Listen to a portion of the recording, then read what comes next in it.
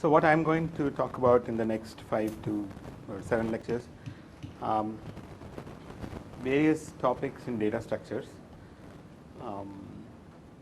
typically starting from something you have learned in your basic algorithms and data structure course, and we will take off from there. We will look at hashing, some space efficient data structures for string matching, and so on. Okay. So the central notion in data structures is this notion of abstract data type.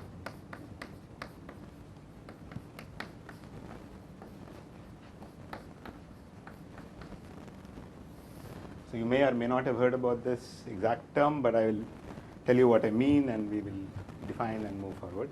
So, I mean, what is a typical data structure problem? What is the problem in data structures? Anybody? What is it you want to do in a data structure?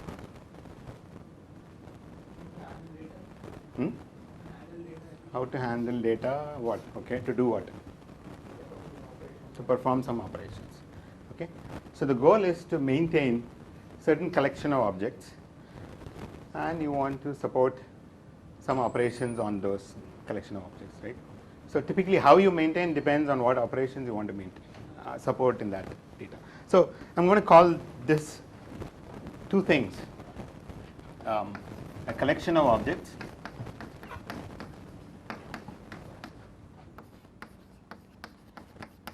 So this could be, numbers. What is the object? An object could be numbers. Maybe you are trying to represent sets, jobs. Jobs mean some IDs maybe. These are the kind of objects I want to represent, and along with a list of operations you want to support. I don't want to say list, maybe a set.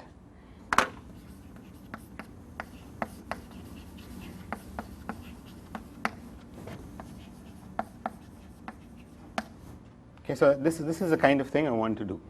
Here is a list, collection of objects I want to represent, and to do what? To support certain set of operations. Okay, so let's quickly revise certain abstract data types you would have already seen in your basic course.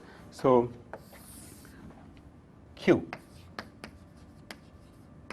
This is an abstract data type. What do you want to represent?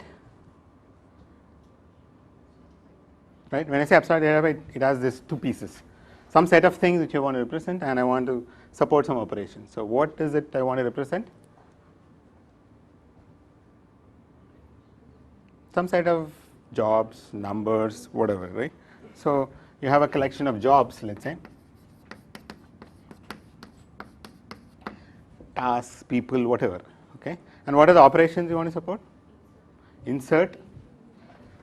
So the operations, you want insert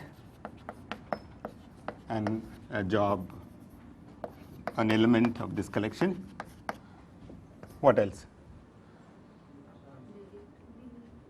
Delete anything? Which? Delete from the first position. So delete the earliest inserted job, right? Or so you don't want to delete any job, because the thing about Q is that delete the job that's been in the queue the longest.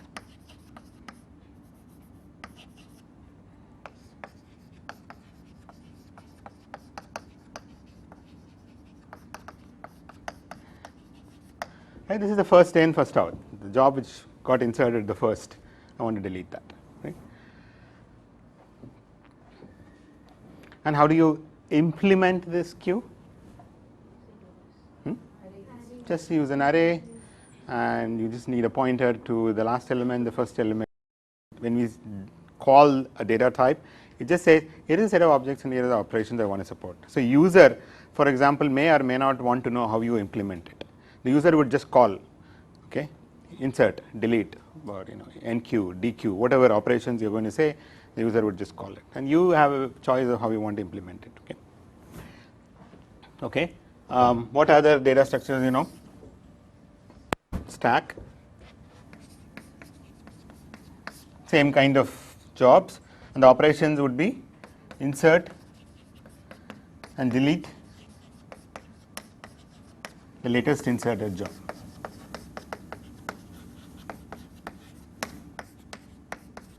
Right, the one that has been in the queue or in the stack for the least amount of time. That's what you want to delete. So, okay, this is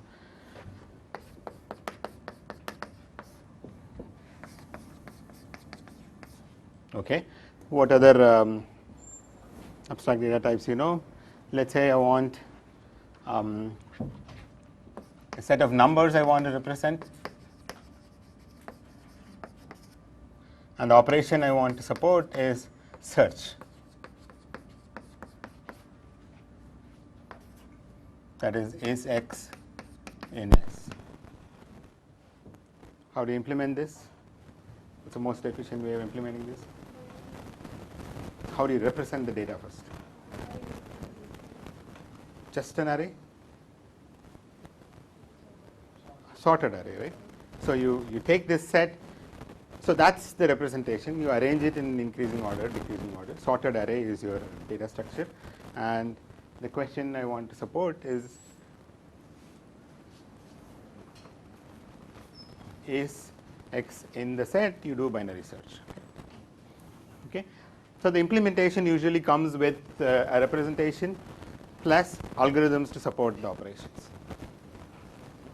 Okay. So this, if I also include insert and delete, okay, so insert y into z. Here if X is in Z. So this is called, set of dictionary operations, or abstract data type dictionary. Okay. I mean, so let's look at this. I want a set of numbers, and the operation I want to represent or support or insert and find min.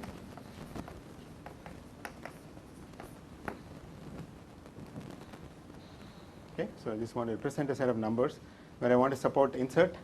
Here is a new number inserted into your set, and give me the smallest. How would you implement it? Min heap. Suppose you didn't know min heap.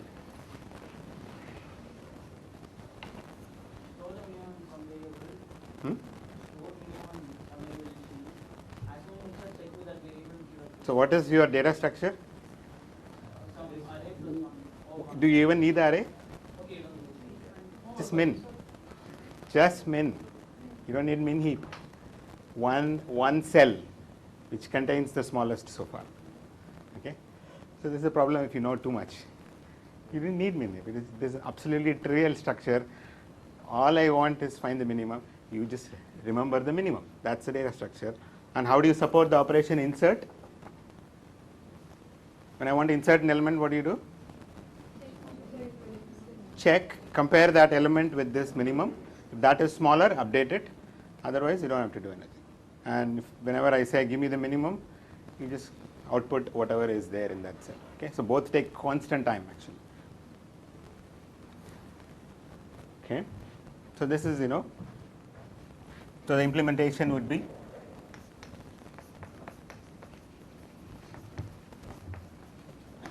keep track of the min.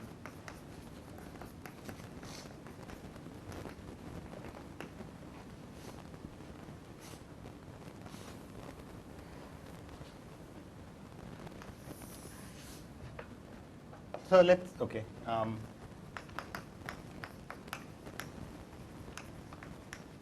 now I want insert, find min,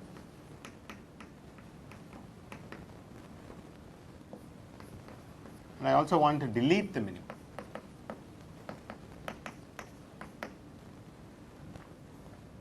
Okay. Would the same structure work? I mean, I didn't keep anything anyway, so if you want me to delete the minimum, I said, yeah, sure, delete it. What's the problem? Right, so what is the structure? I mean, what is the problem with this structure? If I just say I keep track of the minimum and I delete the min, I've lost everything else. Now, next time when you say, what is the next min, you don't know what the next min is. Okay. Okay. So, how would you implement this? So, what about just a simple array where I keep track of the minimum? Sorry?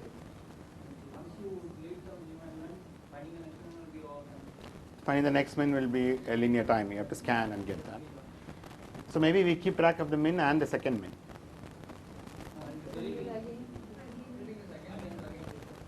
Yeah. So there is an invariant we maintain. So this is another central notion in this data structure. Is a certain kind of an invariant we maintain. So if you say I'm going to maintain the min and the second min and this list, then when I delete the min, you also have to maintain this invariant. So the second min becomes a min, who becomes the second min, right? So what about I just keep a sorted array?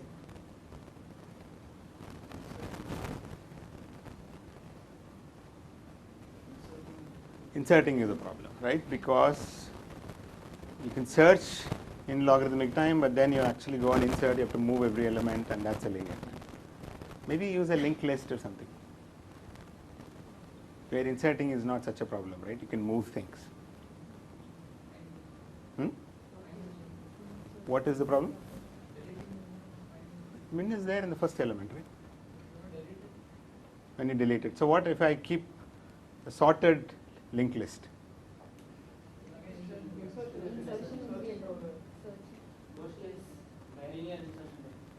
Why?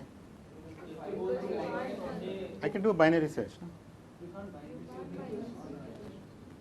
Okay, is that clear? You can't do binary search in the linked list, right? That's a big difference in array and linked list, because array you can index to any location, and linked list the access is only through sequential. So you can't just go to the middle element just like that. Okay, so that's why if you run through all of this, then you will be able to appreciate heap.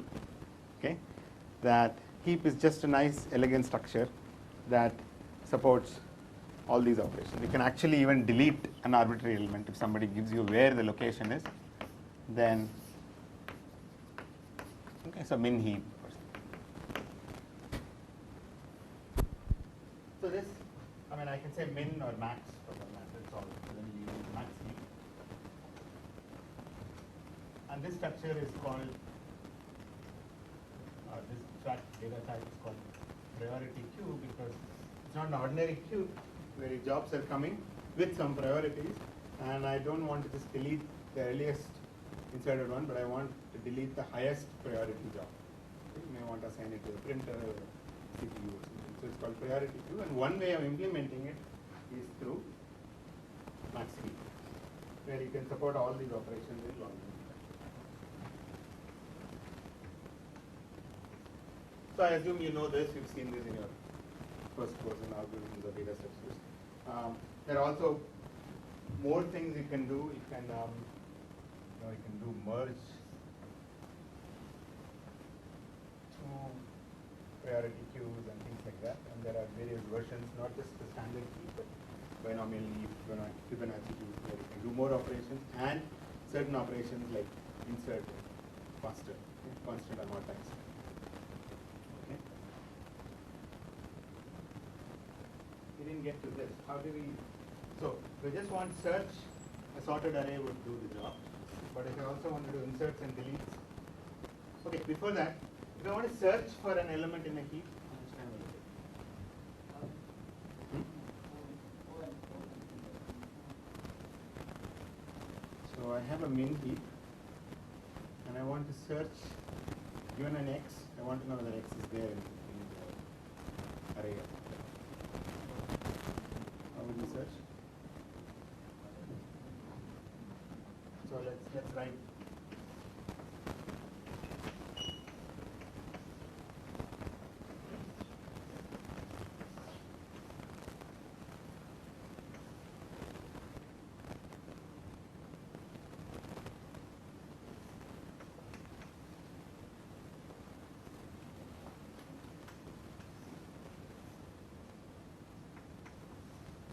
say that's a bin heap,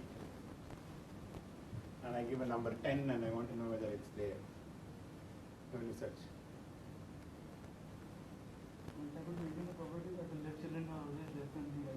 That's not the bin heap. Bin heap property is that the parent is less than or equal to its child. And how much time will it take?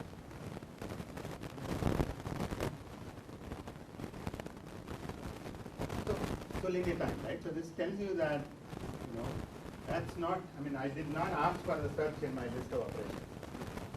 So the structure you come up with depends on what operations I want to support. So I declared that I wanted to support only insert, find, and delete. And heap does that, precisely those operations in logarithmic time. But if you want to search in a heap, it could take as bad as linear time. Can somebody argue why it would necessarily, the way it is structured, it will take linear time.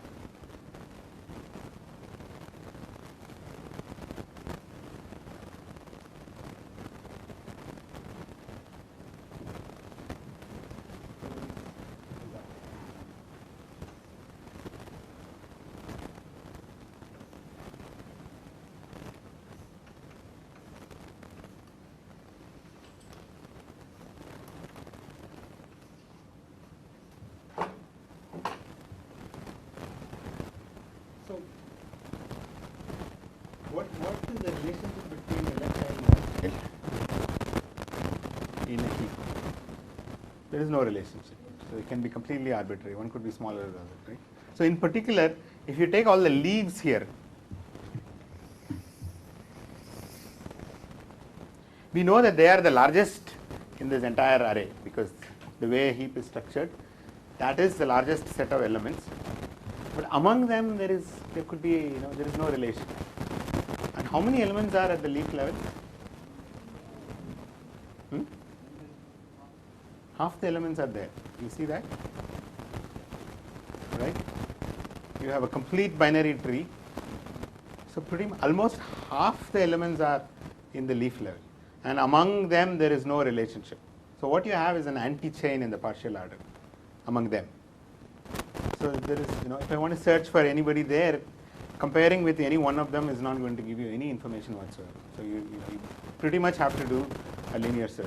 It's like searching in an unsorted array when you consider the leaf elements. Okay, so this is something to keep in mind. So heap is not a structure for searching. The way it is structured, it's actually, you can do inserts, delete mins, and find mins faster in logarithmic time. But if I also want to search, insert, and delete, what are the structures, How do you do it? Binary search tree. How does it work?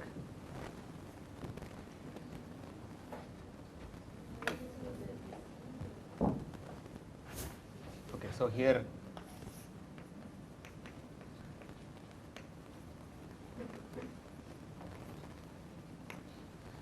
so binary search tree, any binary search tree will do it.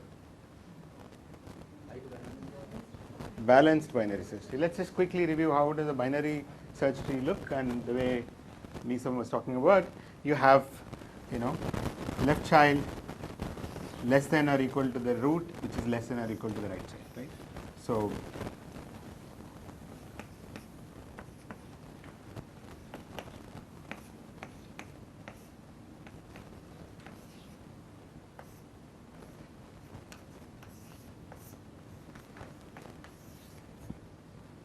So that's a binary search tree where for any node the value is greater than or equal to the value in the nodes in the left subtree, and it is less than or equal to the values in the right subtree.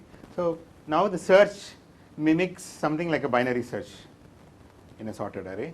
So how do you search for an element? You compare it with the root node, and if the element you are looking for is less, then you go to the left subtree, otherwise you go to the right subtree and recursively search, complete your search.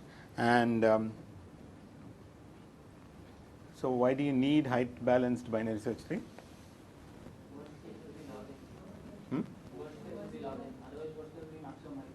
Yeah, can you give an example of, so I've drawn this 7 node search tree which is nicely balanced. Now, how can it become unbalanced? Say the largest element is your root and then No, so I've started with this. I don't want to start with the largest element of the root. okay, by inserting the largest element every time. Yeah. So subsequent insertions, if I don't bother too much about fixing things, quote unquote, fixing things during insertions and deletions, the tree can become unbalanced, because even though it looks like at this point it's nicely structured, if I insert all elements greater than 47, I insert some 15 elements, then what you have, this whole thing will degenerate into a linked list, and you will have only sequential search. So to make sure that that doesn't happen, so we maintain what is called a certain balance property on the height. There are literally about tens of different structures, and so after every insertion and deletion, you do some rotations to maintain this balance property. Right? So what are the balanced binary search trees? AVL tree, red black tree, B trees. Okay, there are several balanced binary search trees.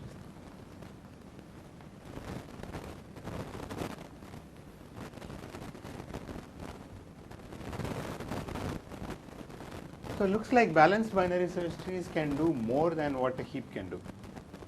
Right? They can find the minimum, they can delete any arbitrary element, insert, search, and so on. So why do I need heap? Building heap is very easy. Okay. How much time?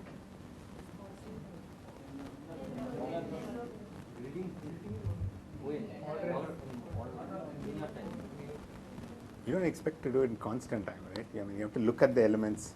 There are n numbers, and they could be in completely arbitrary order. So you need at least to look at them. Yeah, so you can build a heap in linear time, whereas binary search tree building takes how much time?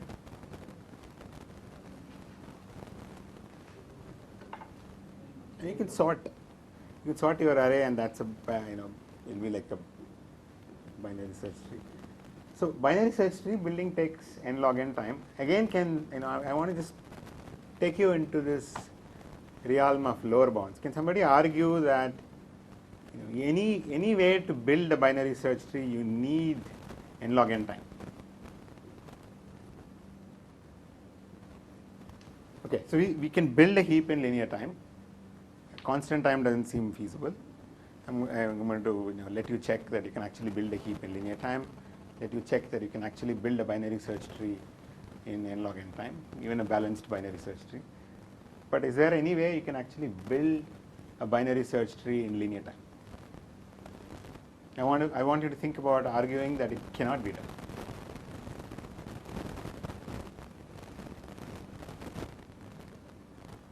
So I give you an array of n numbers, and you claim that, okay, I'm going to build a binary search tree out of these numbers in linear time.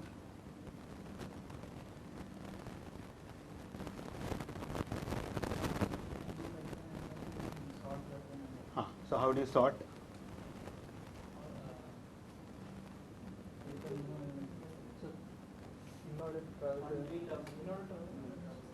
So once somebody gives you a binary search tree, you do what is called an in-order traversal of the binary tree.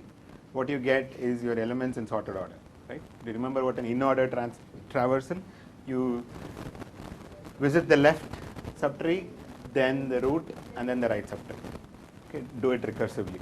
So if you read this, it will be 7, 15, 18, 20, 23, 40, 47, and you can do an in-order traversal in linear time.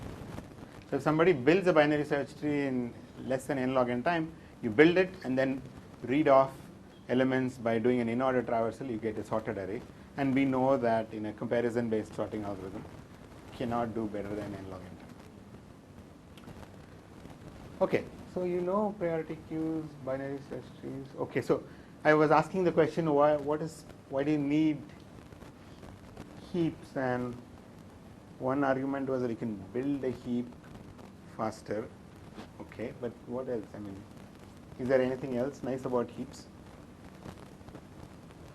We know there's something not nice about heap, which is that you can't search. But suppose I don't care about search. Yeah, you can actually represent a heap in an array, right? you don't need these extra pointers which we have for binary search trees. And you can read off, you can represent this whole heap in an array. There is a mapping which simply says, the first element read off level by level.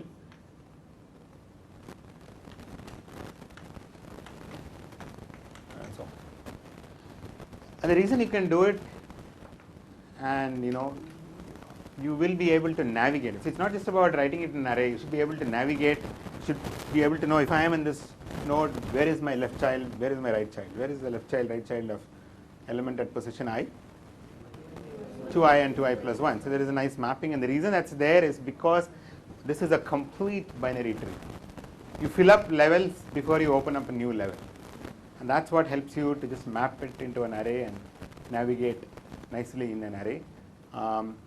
This will, the way I've drawn here, it's a complete binary tree, but as you do some insertions and start doing balancing, the binary search tree may not look like this. Okay, so this is what we are going to call as implicit data structures, and I'm going to just branch off into this.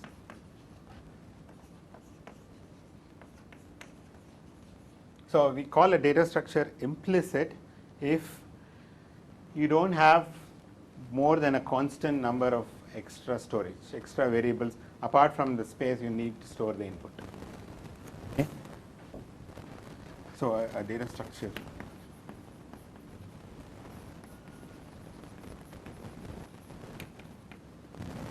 if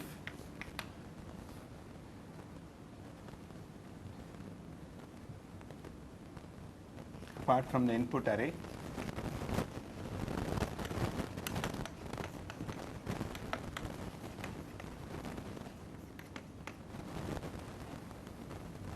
the structure uses no more than a constant number of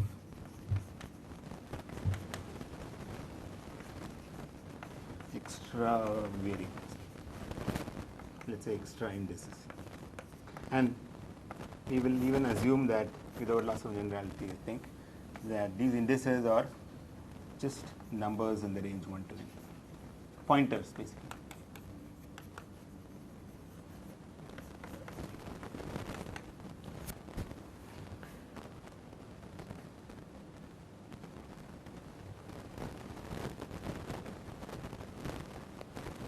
So in that sense, all the implementations you've seen here, except for balanced binary search trees, queues and stack can be implemented using a simple array and a couple of pointers.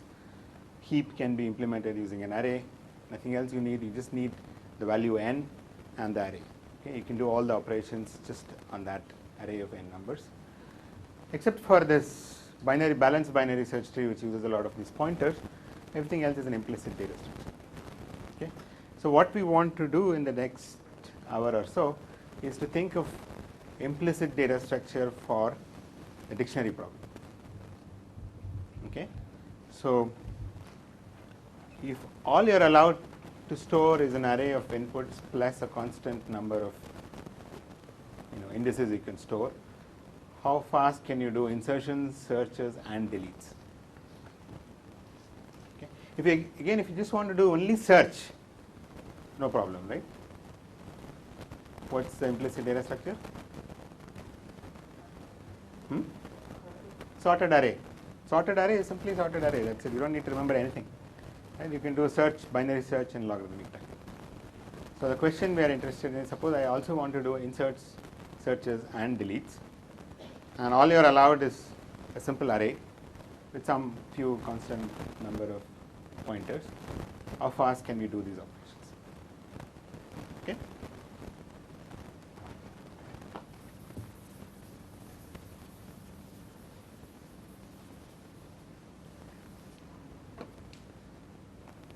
So implicit data structures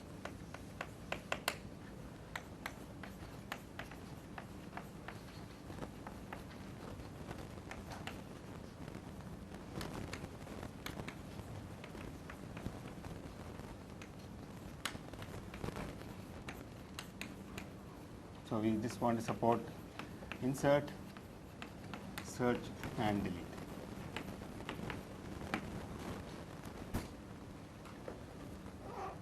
So we already know two simple structures. One is a sorted array,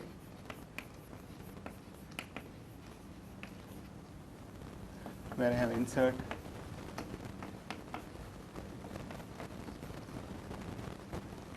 these two operations take order n time, and search takes logarithmic time. And an unsorted array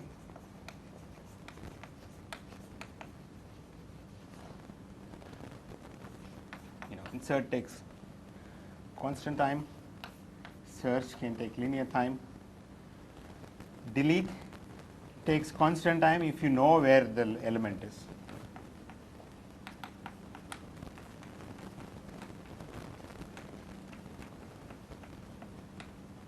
And if you tell me here is the element you need to delete, just delete it and take the last element and put it there, right? Because it's unsorted, there is no structure at all, so you can do it. But if you don't tell me which element to delete, then I'm going to search. Searching is going to take linear time. Okay. So our goal is to improve this linear time. To start with, we will have a modest goal. Okay, the ultimate goal is to get everything in logarithmic time. We'll probably not get to it in these lectures, but at least to improve the linear time bound, I want to get something sublinear to start with, the maximum time. So any ideas, any structures you can think of? So the question clear? All you are allowed is an array. You are given n numbers. The choice you have is the way in which you are going to order them. That's a choice. You can do whatever way you want to order them. Now I want to search, inserts, deletes faster than linear time. Even n by log n is fine.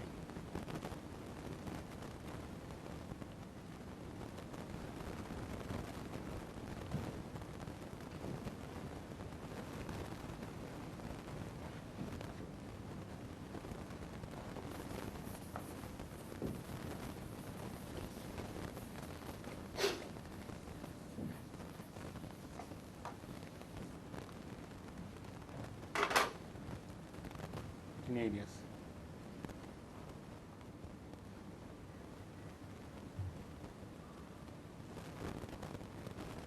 Okay. Consider the following, right?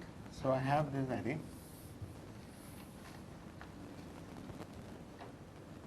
Yes?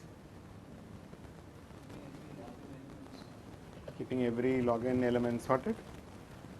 Okay, let's try that. Okay, so what he's saying is I take the first log n elements, sort them, next log n elements, sort them. So individually each block is sorted. Let's do it. Now how do we do searches?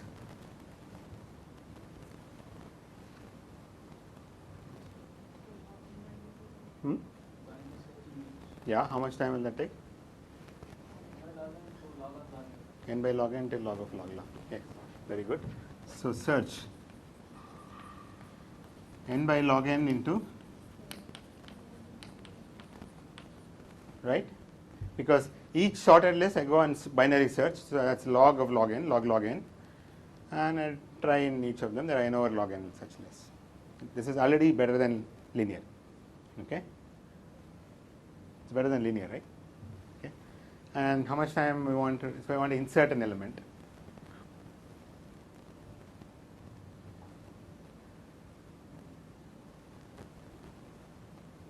So first I search, and let's say it's not there, and then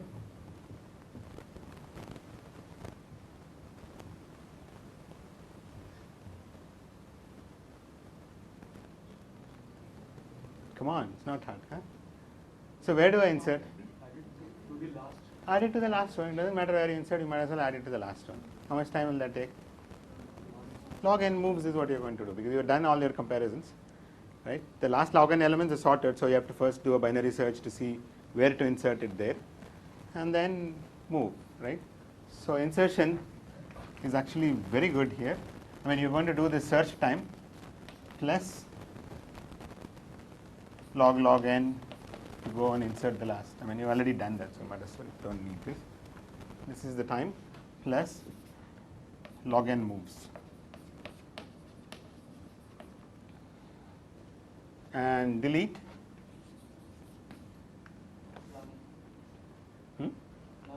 Again, you have to search to figure out it's not there, or it is there, and you find that element, and then what do you do? You can maximum of log and moves. What do you do exactly? So I delete the element. Suppose it was here. This element is what got deleted. Pick up the last element in the list and put it Go and insert it here. Take the last element in the list and insert it here. Right? Do a binary search and insert. So it's whatever, this search time plus again another log.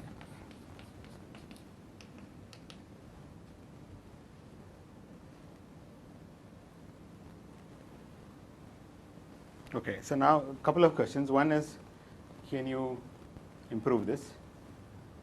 Why log n?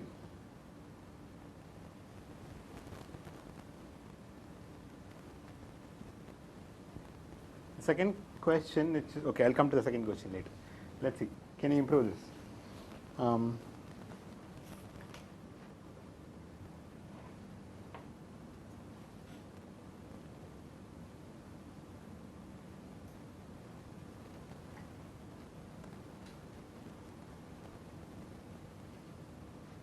See, I can make this, the larger I make these list sizes, I will pay time here, log of that, but I will save here. Okay, so there is some balancing happening. And of course, I will also say make more moves when I do this.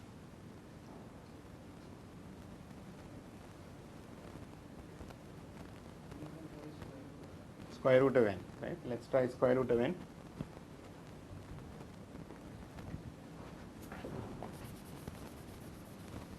Okay, let me capture this. So we have n log n by for all of this. We can try square root of n. here, as in, what will happen if we keep inserting it? So, like, More. say You- we add log n items, You open a new array, new block. okay, but But not necessarily log n. n will be different now. That was my second question, which I was going to ask. I'll come to that. Right? The question is, see, we'll come to that. So let's finish this square root of n, right? So I have the square root of n elements sorted like this. In each block size is square root of n. So now how much time for search?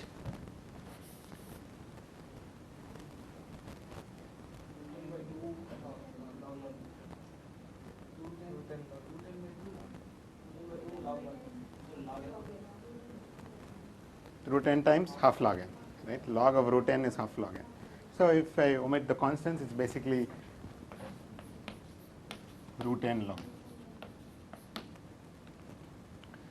And insertion, same kind of thing, right? I just go and search it first, make sure it's not there, and then I take the last array and just go and insert it. So it's going to take, root n log n time to search, and then root n moves in the worst case I may have to. And similarly deletion. Okay. So now his question was, let's say n was 64. Then you divided your blocks into 8, 8, 8, 8, 8, 8, right?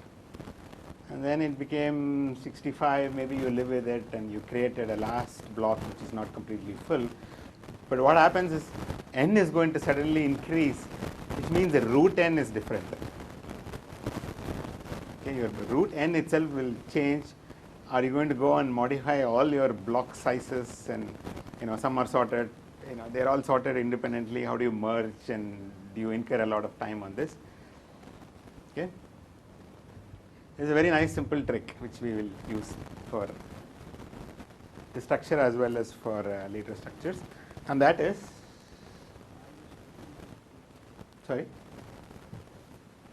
Our storing them in arrays where instead of numbers, instead of block of size log n, you can have blocks which have minimum values and maximum values.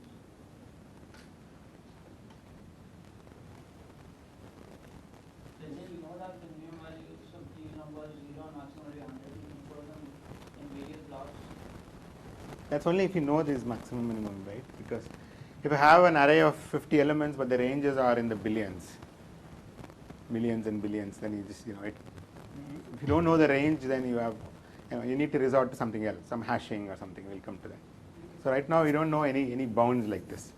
You can use a list of arrays. Okay.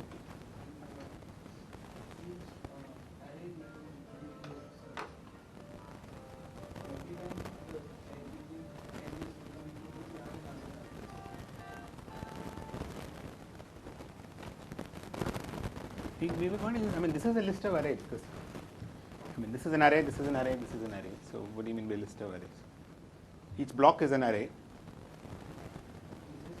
So when n increases, you're going to add it at the end, and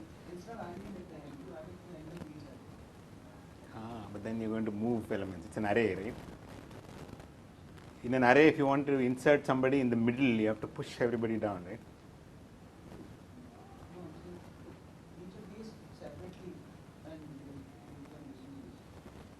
Oh, I see. So you're saying, so you create maybe another array and say, okay, this is, this is a continuation of the array number 1, this block number 1, something like that. Maybe. But here is a simple trick which works, which is that instead of making every block to be of size root n, I'm going to have ith block to be of size I.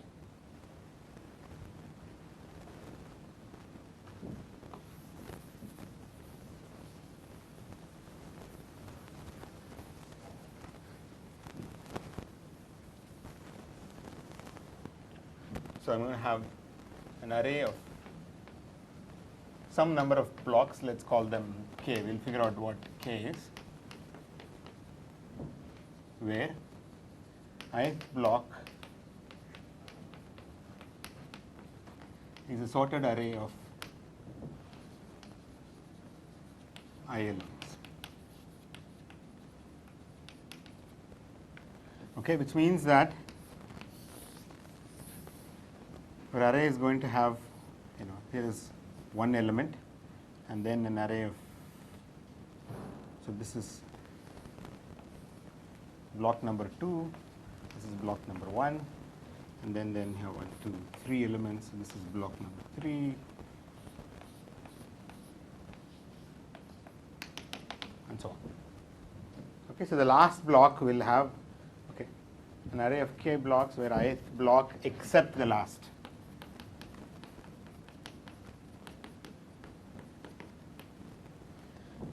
The last element will be a sorted array of whatever the remaining number of elements. Okay. So now how many blocks will be there?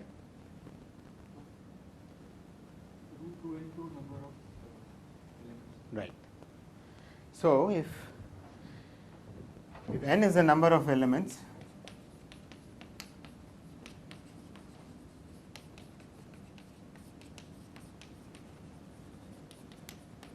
what is k? Well, 1 plus 2 plus 3 up to k is greater than or equal to n, right? And 1 plus 2 up to k minus 1 is less than or equal to n.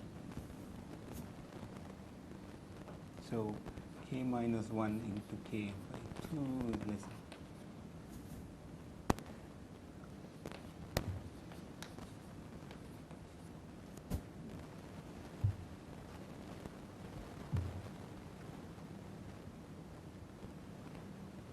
So that's the number of blocks. Okay, so now your block sizes are independent of n. It grows at the end. Okay, as and when new elements come, the last block will have that many whatever number of elements, and then it just nicely grows at the end, and block sizes are independent of n. But the number of blocks is a function of n. It's order square root of n. Okay. Yeah, and the same running time holds.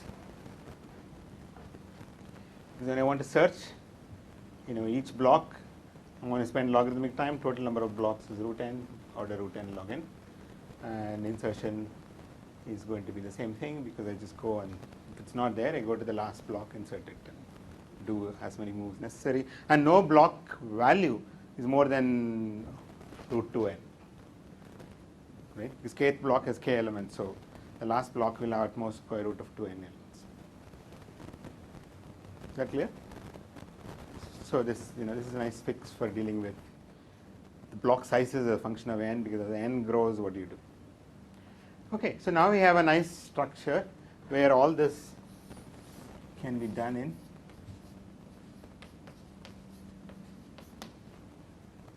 square root of n log n. Okay?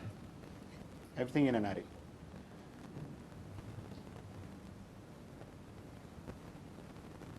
I'm going to give you another structure where you can even also get rid of this log n and do everything in order root n time, and that's called biparental heap.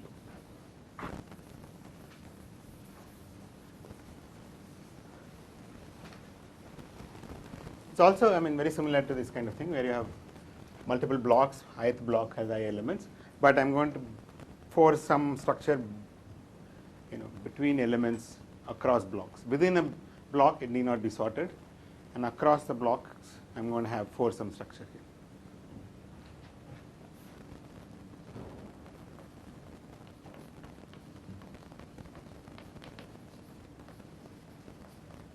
It's also called B.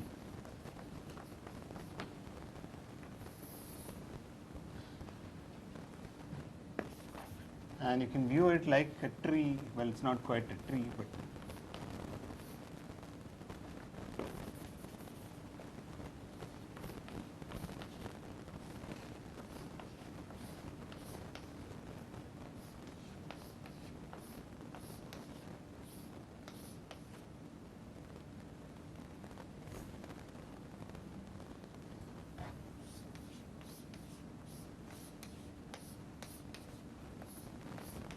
and so on. Okay, so it's like a tree-like structure. Every node except the boundary ones have two parents, and I would like the value of that node to be greater than or equal to the value at its parents. Okay, the same as a heap property, except at heap every node had one parent, but now it's going to have two parents. So I want the value at a node to be greater than or equal to value at its both parents. So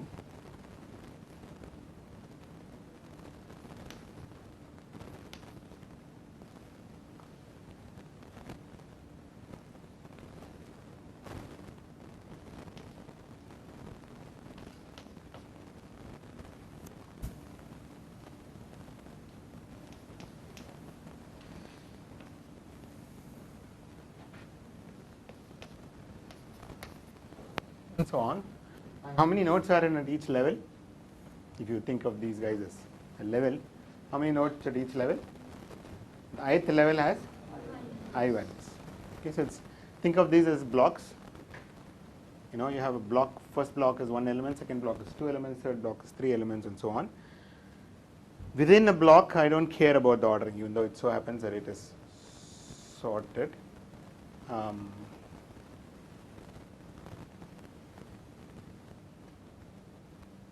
I don't necessarily care that they have to be sorted. For example, I could have had 20 here and 25 here.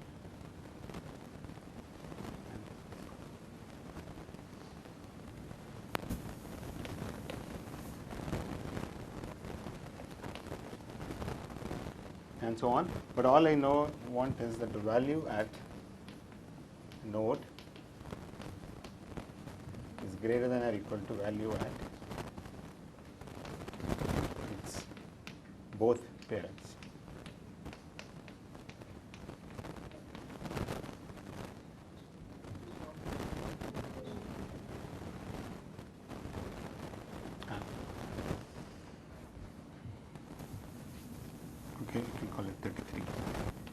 just want to make a point that need not be sorted.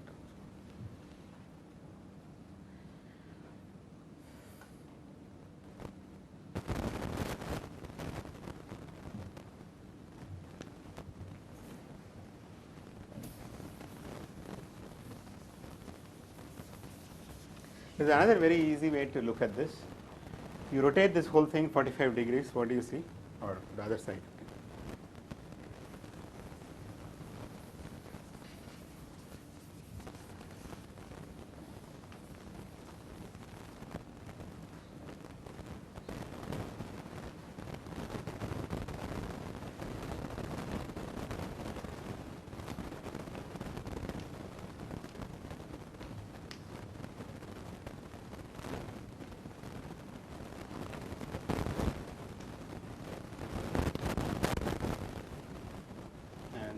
So on. What you have is an upper triangular grid or a matrix where what is the property of the numbers? The rows are in increasing order and the columns are in increasing.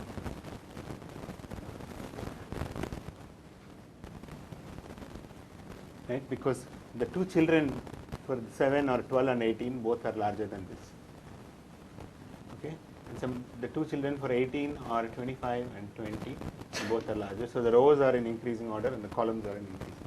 Think of a matrix where you fill up the matrix diagonal by diagonal, and the rows are in increasing order and columns are increasing. And you can view this in a single dimensional array as well. Remember, that was our goal in implicit data structure. I can just read off level by level and write it as a single array which looks like this.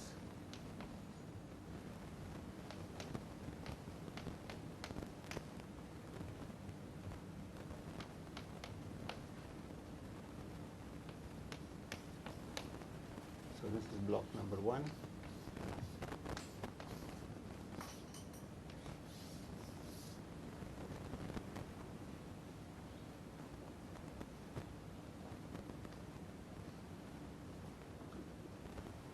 So there are three ways of looking at this.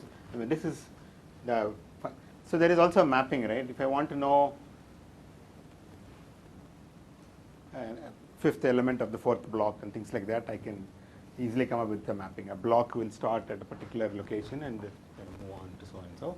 And then what else you have? I have the ith element of kth block is less than or equal to ith and I plus first element of k plus first block.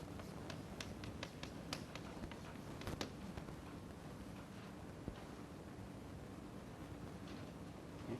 The second element of a block is less than or equal to the second and the third element of the next block. That's what it is, this parent-child relationship.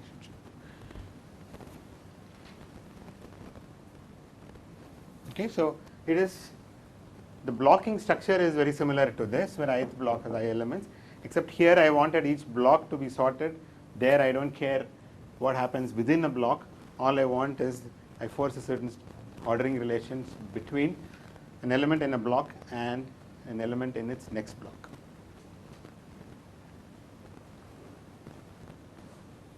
So what is the height of this quote unquote tree? It's not really a tree. What is this height?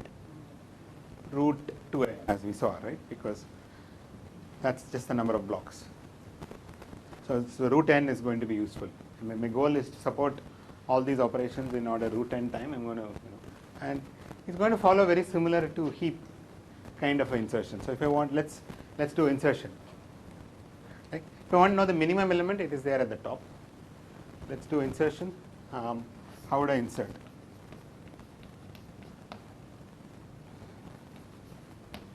Okay, I'm not going to write much. So let's say I want to insert, 18 or something like that. Let's say I insert 10. In this structure, I want to insert 10. What do you do in a heap? Just first go and insert it at the last location, and then make sure you fix the heap property. Right? What do you mean by fix the heap property? In this case, what do you have to do? compare with its parents. If it is larger than or equal to both its parents, you are done. If not, what do you do? Swap. Swap with what? Swap with the larger parent. Because when the larger parent comes, it will be larger than or equal to its other child, right? So you swap with the larger parent and you move forward. That's it. And then check with its parent for violations. And so every time you make two comparisons, one among which is the larger parent, and then compare it with this child. And if there is a violation, swap. So two comparisons at each level. Number of levels is root n, so order root n. Okay. So I'm going to just not write the details. Say similar to heap insertion.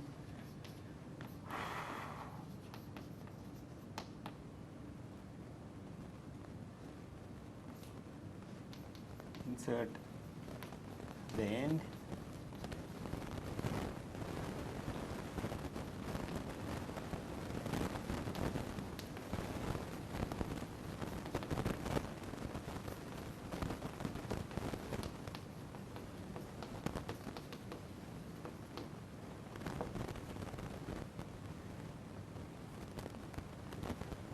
That's order root n.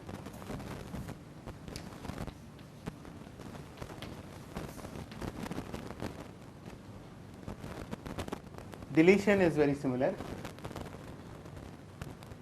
So if I want to delete a certain element, let's say I want to delete this element, I take the last element and go put it there, because structurally the array shrinks, and then you fix violation again. Look at its children or its parent, both sides, and wherever there is a violation, you do appropriate swaps and fix. Okay? So you again spend time proportional to the height of this structure, which is order root n. How do you do search?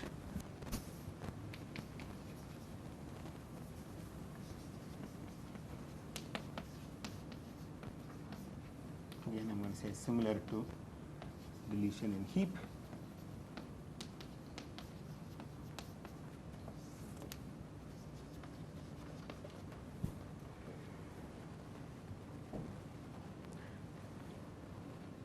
Search again. Root n log n is easy. Why? How do you do? Just do binary search in each row or in each column. You know that each row is sorted. You can do binary searches, and so order root n log n.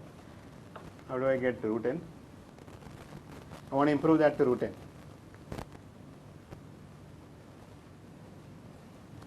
See, root n log n will work if only the arrays, rows are sorted or only the columns are sorted. So I'm really not making use of the fact that both are sorted.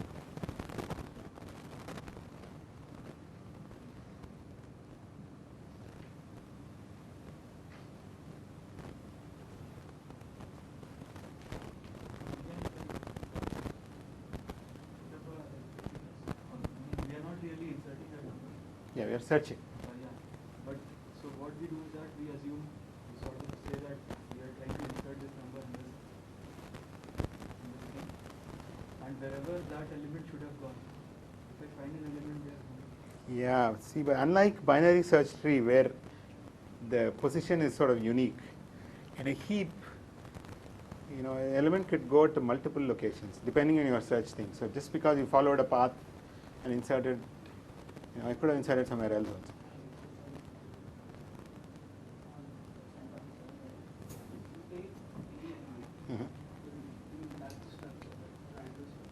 In this structure? Okay.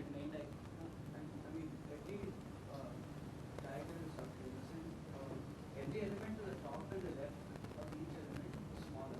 Yep. Everything to the right and bottom is larger. So you can traverse.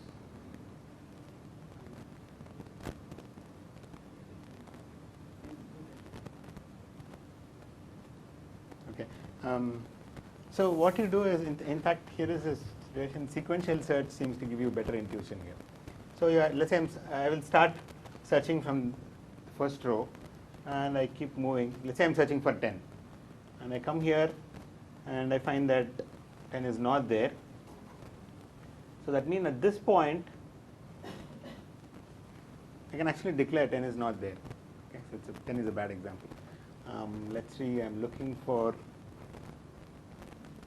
let's say I'm looking for 20,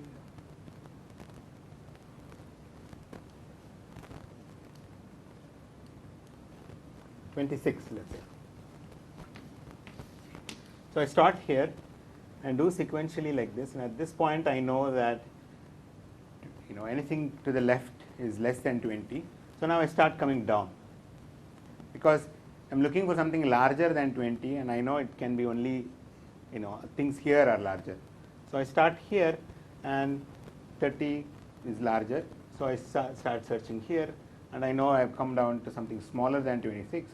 So I'm looking for something larger than this, so I go down. And I hit here, and I know it's not there. So essentially, some sort of a Manhattan search would help you search and find the element. And the total time you're going to spend is time proportional to a length of a row plus a length of a column in the worst case. So this is probably something along the lines you were saying.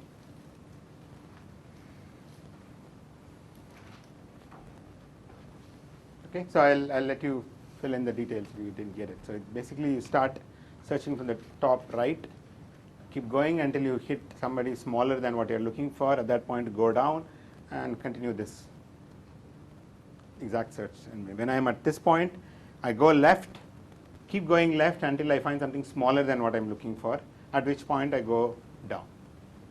That's it. Just keep doing it. And you will hit your element in order route in time.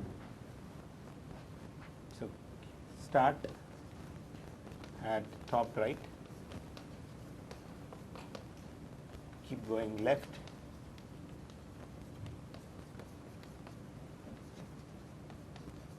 until you hit an element less than x.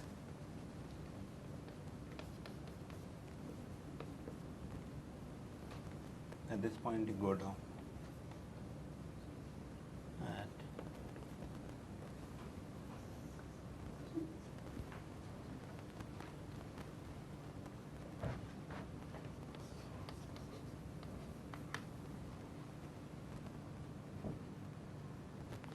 So again, just like heap, we sort of argued that in a heap, you can't do better than linear time for search. What was the argument we had? The leaf had an anti-chain. The leaf level had an anti-chain of size about 10 by 2. So if I'm looking for the largest, element larger than anything in the level above the leaf, then it's there at the leaf level. I don't know where it is. So any comparison among themselves is not going to help.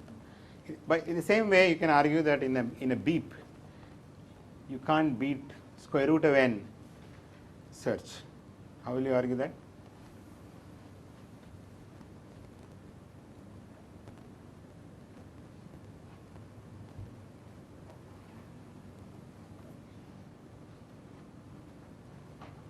Right?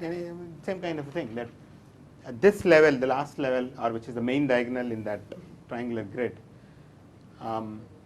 has the largest elements, and that it's an anti-chain. Among them, there is no relationship. So if I search for an element which larger than the elements in the diagonal before the main diagonal, between these two, then I may have to spend order root n time. Okay. Good. So you can improve this too.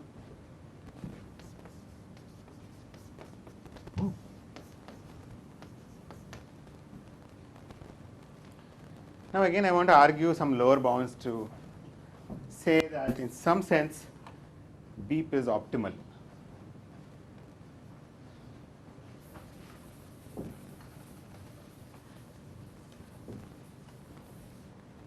Okay, so if I want to show lower bounds, I have to talk about, what am I going to say? Roughly the argument I want to say is that in an implicit data structure, search or insertion has to take omega root n time. Okay, that's a very strong statement. If I want to say something like that, I need to sort of model an implicit data structure. How do I model an implicit data structure? So let me make the following kind of a modeling of an implicit data structure. So what are the implicit data structures we have seen so far? An unsorted array, a sorted array, blocks of sorted arrays, a B, and so on. So it seems like what you have is a certain partial order among elements in locations, right? In a sorted array, you can define sorted array like this: AI is less than or equal to AI plus 1. For every location, the element at that location is less than or equal to the element at the next location, right? What about heap?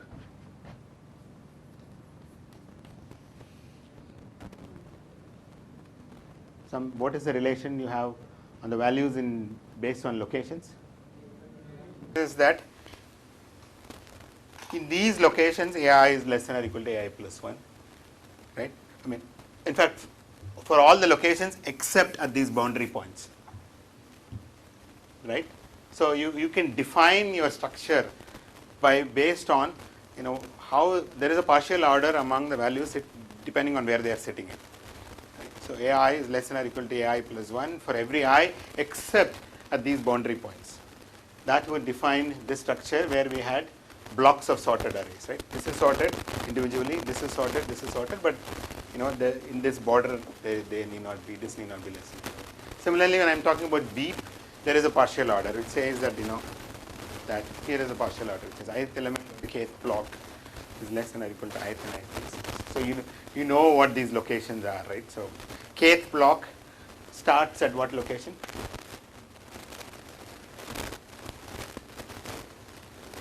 So right, I mean, if you want to say what is this? The array A of what? Ith element of kth block. So it's summation j going from 1 to k minus 1 plus I. Right?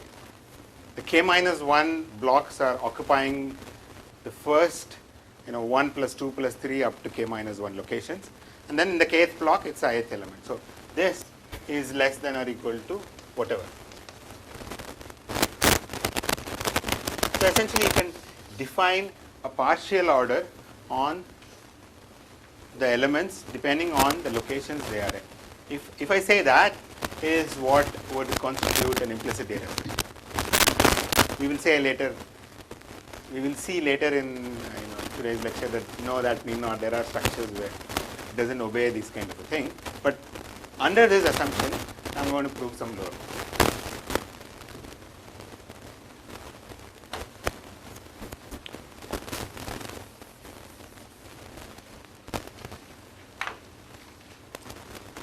Okay.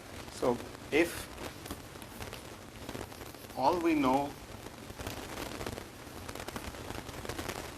about the structure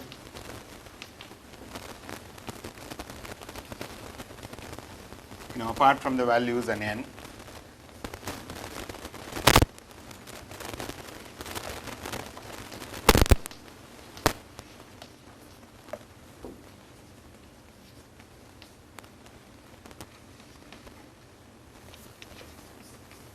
is a partial order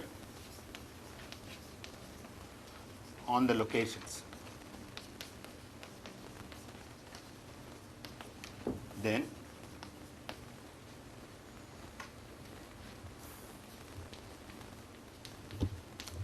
search time into update time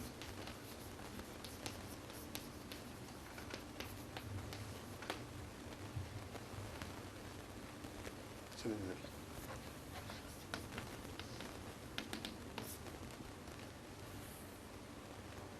Which means at least one of this is going to be taking root n time, and so beep is in a sense optimal that we managed all of them taking root n time.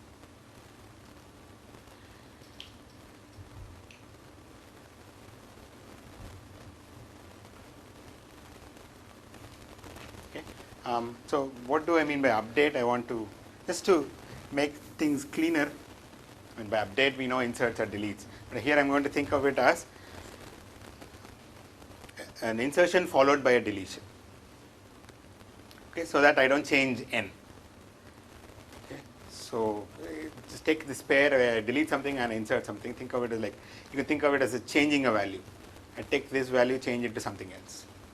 Okay, so that operation times the search time, in the worst case, one of them will take at least root int.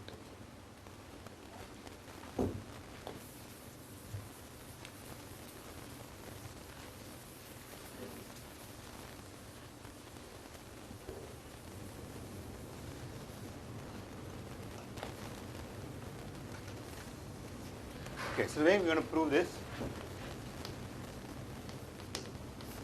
so consider the graph on n vertices.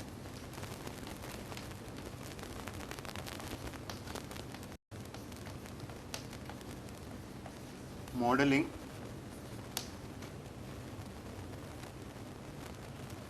the partial order on the locations.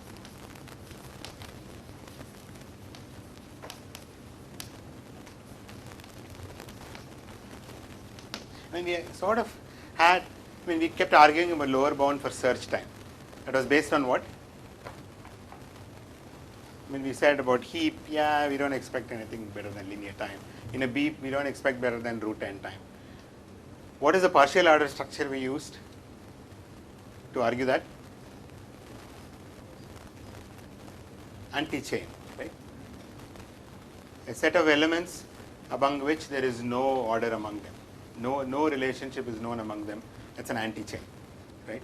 So when you have a large anti-chain in the structure, that gives you a lower bound for search time, right? Because if you take an unsorted array, then the entire thing is an anti-chain because there is no partial order between any pair of elements. Right? This unsorted array is also an implicit data structure. There is an empty partial order. There is no relation between any pair of anybody can sit anywhere. Okay? So when you have a large anti-chain, then that's a lower bound on the search time. Okay, so that's first thing we're going to use. Let S be the largest anti-chain.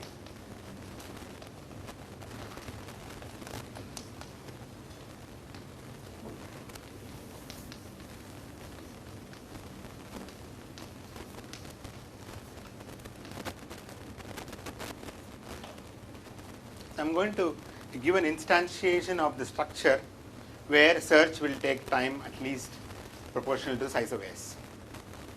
Okay. Right, so you can think of this partial order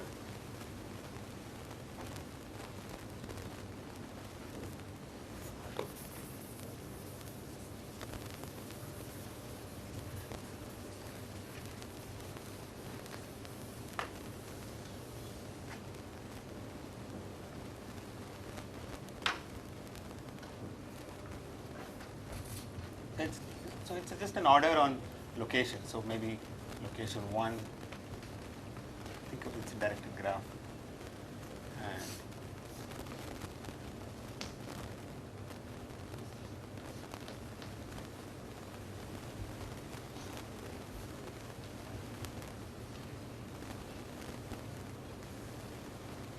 like this. This is how the partial order looks like, right? This says that value at location 9 must be less than or equal to value at 8, and value at 2 should be less than 1, and 3 value should be 1. So some sort of an arbitrary partial order is there, and I pick a largest anti-chain here. What's the largest anti-chain here?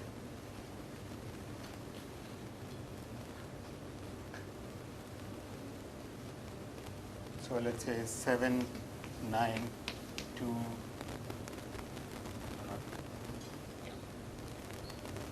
1, 5. So here is an anti-chain, a set of vertices or set of elements in this partial order where there is no relation between any pair of them.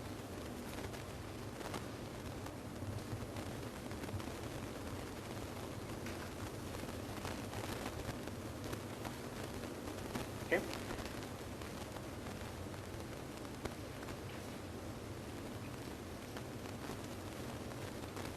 And I'm going to assume that, suppose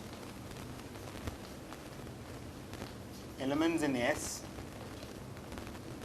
are of consecutive rank.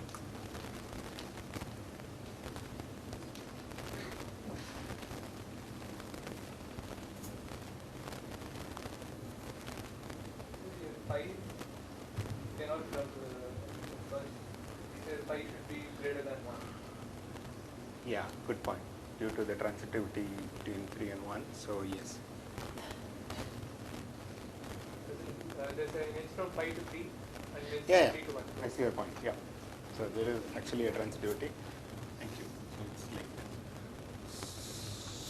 So let's just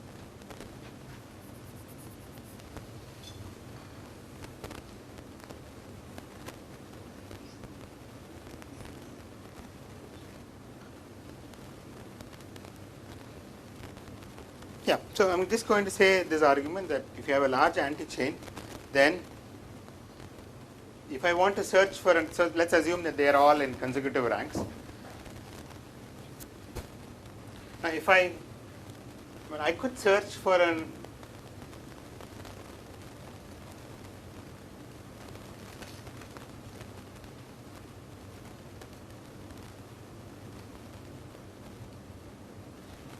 suppose this is my anti-chain. If I look at my location 6, so let's say I'm searching for an element among these, sitting in these locations. Okay, I may not even be sitting in the array at all.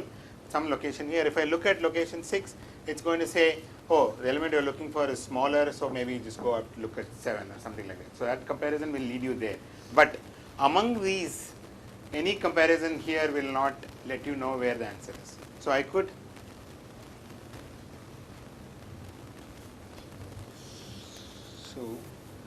I also want to say 7, 9, and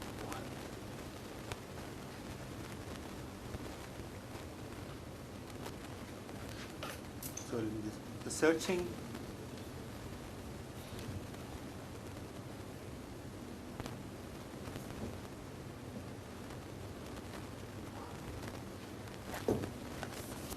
so when I want you to get this, when searching for an element in X,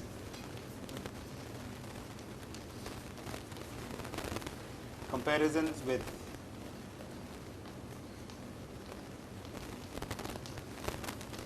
elements outside S doesn't help.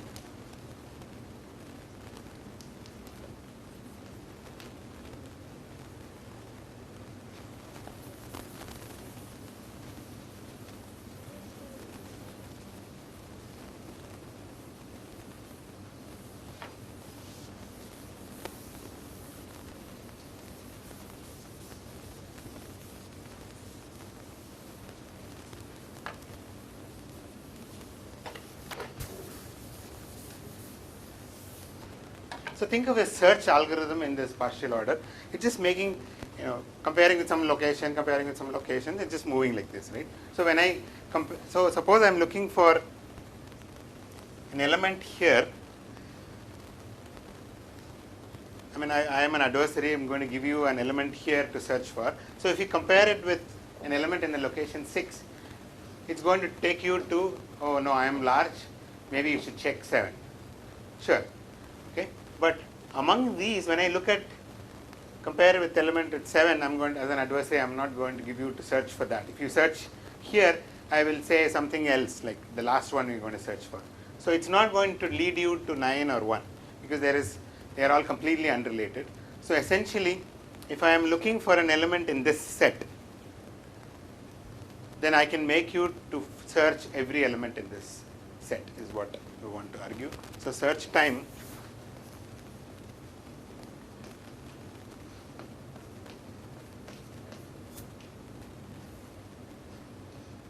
in the worst case, right? There is an adversary which can come up with an element which is, maybe these are the smallest elements. If you look at this structure, 7 is smaller, 9 is smaller than 8 and 2, 1 is smaller than all these guys. So I pick these 3 as the smallest element in this entire array. Then I am looking for an element among this, then the search will make you to force all these elements. So this is a lower bound for search. Now I'm going to give you a lower bound for change operation. What structure of the partial order should I use? I used anti-chains here.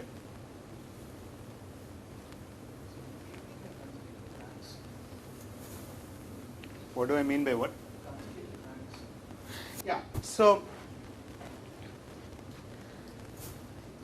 let's instantiate the array with respect to this partial order. Okay.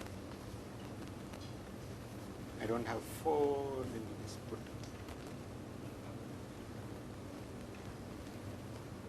Yeah.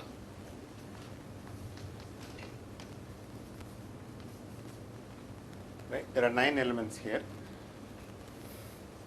So I'm going to say 179 as 3 consecutive elements. So smallest, second smallest, third smallest element. This could be 10, 15.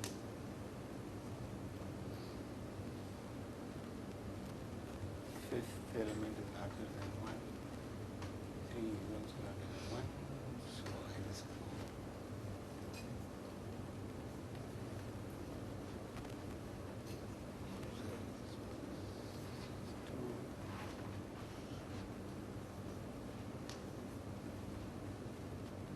Here are some array of numbers which I claim satisfies that partial order. What is this partial order? It says that element at location 7 should be smaller than element at location 6 and 4. Right? Element at location 7 is smaller than element at location 4 and 6. That's true. And so on. So you can verify that here is an example of an array of elements that satisfies partial order given by this. Okay? Now, in this, I have picked this set of anti-chain elements 179 as 3 consecutive elements.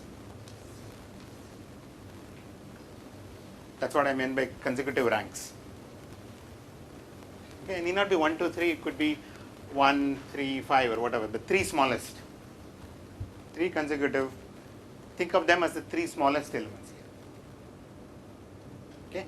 Again, go back to your analogy with heaps and beeps, where you said heaps. If you want to search an element which is among the largest, then you are sort of forced to, compare every element in this anti-chain of the last level.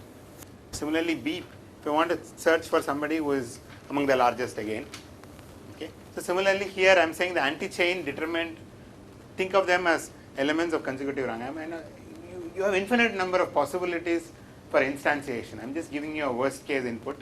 As an adversary, I am going to say I choose these of consecutive rank because the reason I am choosing these of consecutive rank is that if I search outside, I don't want any help because it's just going to say come here. Right? If it is of different rank, then I may get some help by making comparisons outside.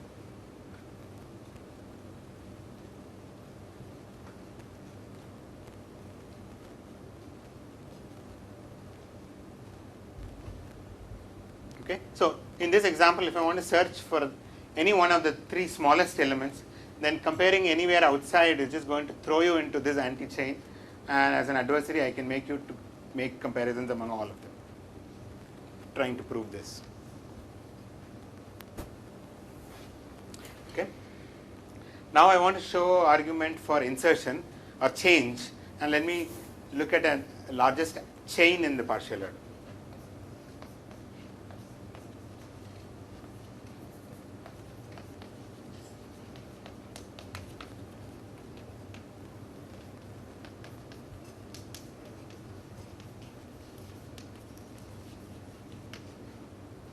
Okay.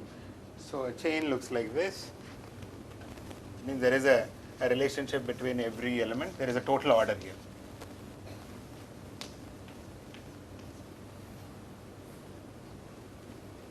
Okay, a partial order may have more things here.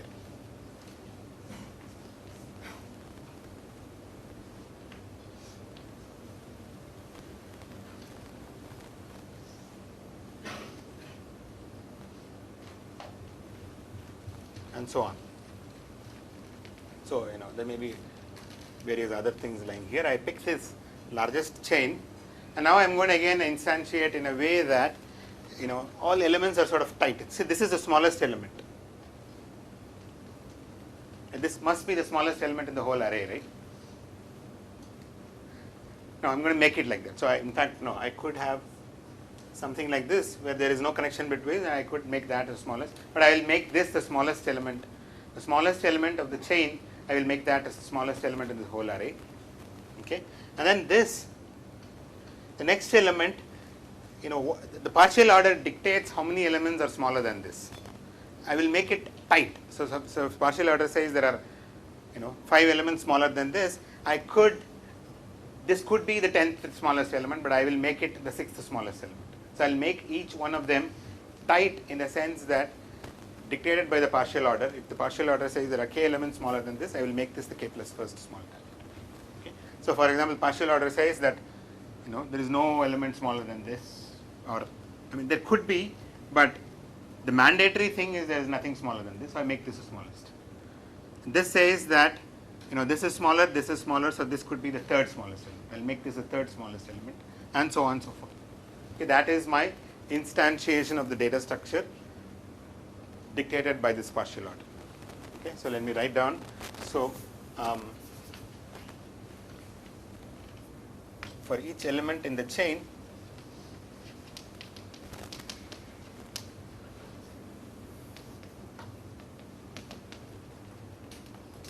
make it kth smallest of the entire array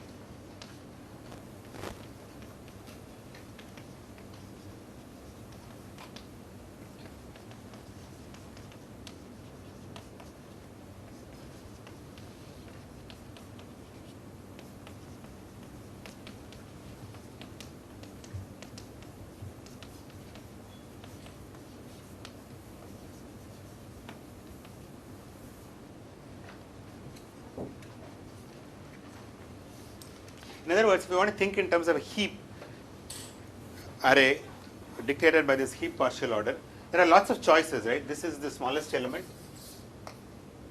The second and the second smallest element can be here or here. Third smallest element can be here, here, here, and there are several choices. I'm just saying, look at a chain and sort of fix elements in a way that it just tightly fits in that partial order restriction. Now at this point, I'm going to give you a change operation which would involve moving every element in the chain. Okay, then that would complete my argument. So the change operation I want to do, now consider deleting the smallest element in the chain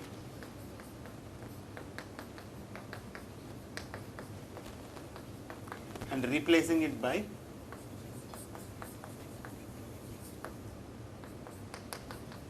an element larger than the largest.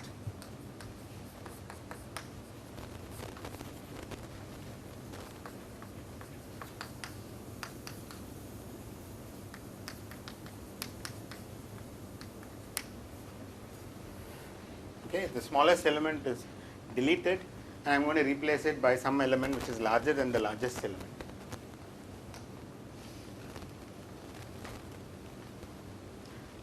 Now you should quickly see that every element in the chain has to be moved, because what is the property of the element in this location?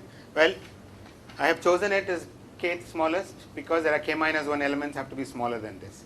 Okay, but now it is not the kth smallest.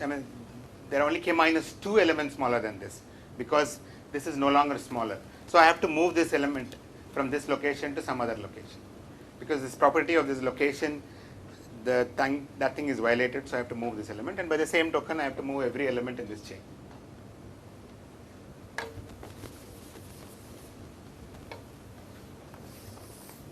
So every element in the chain is to be moved.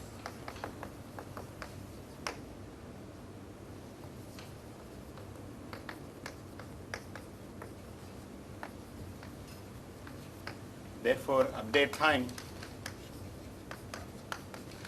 is greater than or equal to length of the chain. Okay. Now this follows from this. Why? Because we know that the product of the largest chain times the largest anti-chain is at least n in a partial order. That's Dilworth's theorem, right? Okay. If you have not seen it, check it up. by Dilbert's theorem. It says that one of them is at least size root n.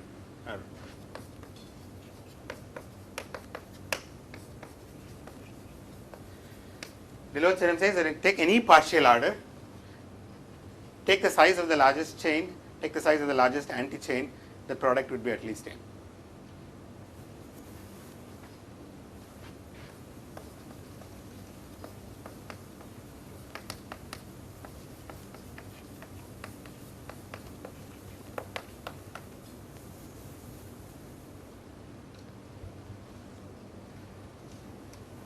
Okay, so this shows that in a sense your beat is kind of optimal because one of the search or insertions or deletions must take root n time, and we have managed to support all the operations in order root n time. Okay. One can still ask the question, if I, or maybe that's already addressed. So if I want search time to be log n, can I get insertions to take n by log n time? Is there a structure that meets this search times update product for every time complexity of search? Okay, you can check that out. But now what I want to just leave you with is, of course, this is under the assumption that an implicit data structure is modeled by, an array with some partial order on the locations. It seems to be true based on the structures we saw. But here is a structure where that is not the case, and that is rotated list.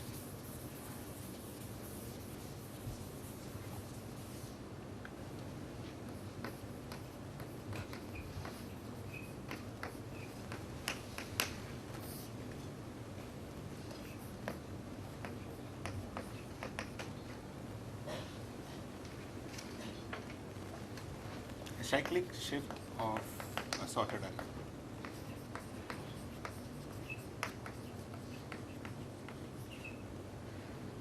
So I take a sorted array and do a shift, cyclic shift. So this is a rotated list.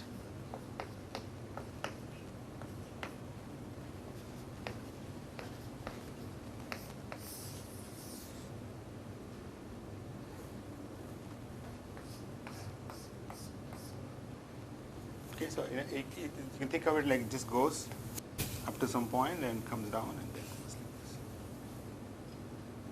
Okay, so if I take this and put it here, it's a sorted array. Right, so actually, to be more carefully, it starts above this point.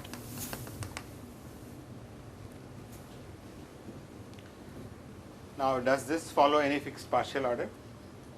The locations? No, right? Because the smallest can be anywhere. I can't say that the third location is always less than or equal to the fifth location or fourth location. Not necessarily, because that could be the largest. Okay, so this doesn't follow any fixed partial order. Can I search for an element here? How do I search? How?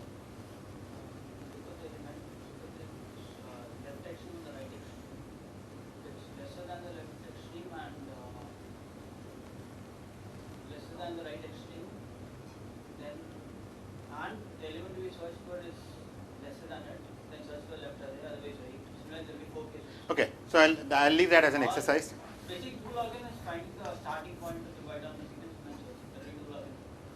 Yeah. If I tell you how much I have shifted, then it's very easy. You just do your standard binary search starting from that location. Otherwise, you take one sort of a binary search to find the smallest. And then after you find the smallest, you can do a search, or you can combine both. So I'll leave that as an exercise to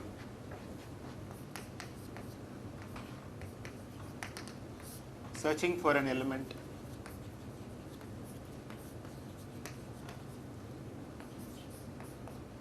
in a rotated list.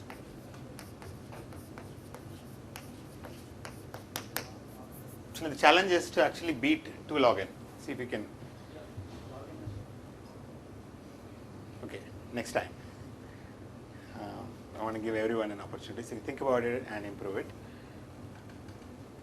But if I want to do insertion here,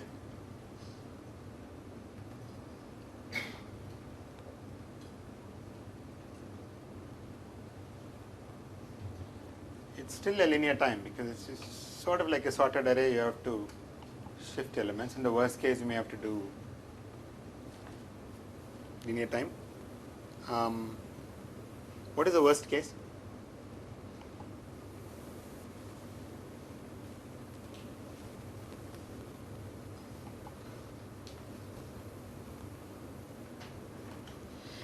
Okay, so there are certain operations which is very easy here. I mean, remember the chain argument I said, replace the smallest element by something larger than the largest element. How much time will it take here? Suppose the operation I want is replace the smallest element by something larger than the largest element. Okay, apart from your search time, which is logarithmic, that operation actually takes constant time. Okay, so of course arbitrary insertion can take linear time, but here is a nice specific kind of insertion where if I want to replace the largest by something smaller than the smallest, I replace the smallest by something larger than the largest, I can do it with only one move. Okay, now we are going to use this as a building block to build larger structures to beat this bound. We said search time into update time is at least n if your implicit data structure is dictated by a fixed partial order. And here is an example where it's not a fixed partial order, but if it's just this, insertion is still linear time. I'm not really saving much, but we're going to use this as building blocks and we'll create larger implicit data structure eventually with the aim of beating this bound. Okay? So it also shows that lower bounds always come with some caveats, right? You've all seen n log n lower bound for sorting. Then you've also seen linear algorithm for sorting, right? Have you seen linear time algorithms for sorting? Counting sort or bucket sort, or you can even take every string and so on and so forth. So lower bounds tells you, if this is the kind of operations you're allowed, then n log n is a lower bound, but you can beat that by beating that assumptions. Similarly, this lower bound tells you that for certain kind of implicit data structures you have this kind of a lower bound, and next time we will use rotated list as a building block to build implicit data structures eventually, and beeps we will use. In fact, this is an exercise. Think about using rotated list and beeps. How do you use them in a combined fashion to improve that search and insertion? Both are little low of root n time. Okay, thank you. We'll meet next time.